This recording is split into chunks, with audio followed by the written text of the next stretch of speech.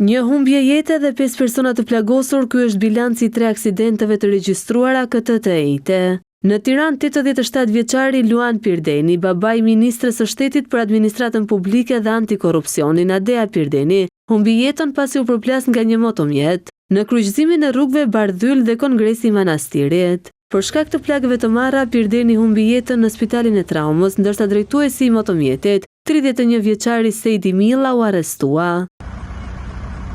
Në aksin e vjetër Lezhë Milot pranë fshatit Tresh, një automjet doli nga rruga pasi drejtuesi humbi kontrollin. Të plagosur mbetën Clinton Perlesi, Alex Laloshi dhe drejtuesi i mjetit Denis Leshi. Sipas burimeve, 17 vjeçari Perlesi ndodhet në gjendje të rëndë shëndetësore, ku po merr trajtim mjekësor në spitalin e traumës, ndërsa 2 plagosurit e tjerë fatmirësisht ndodhen jashtë rrezikut për jetën. Një aksident i rënd u regjistrua edhe në aksin Prenjas Librasht pranë fshatit Dragostunj, ku 2 të rinj e rreth moshës 20 vjeç, Mekail dhe Aurel Polisi mbetën të plagosur, fatmirësisht jashtë rrezikut për jetën. Pas ndihmës së parë në spitalin rajonal Elbasan, të rinjt u dërguan me autoambulancë në spitalin e traumës për mjekim të specializuar.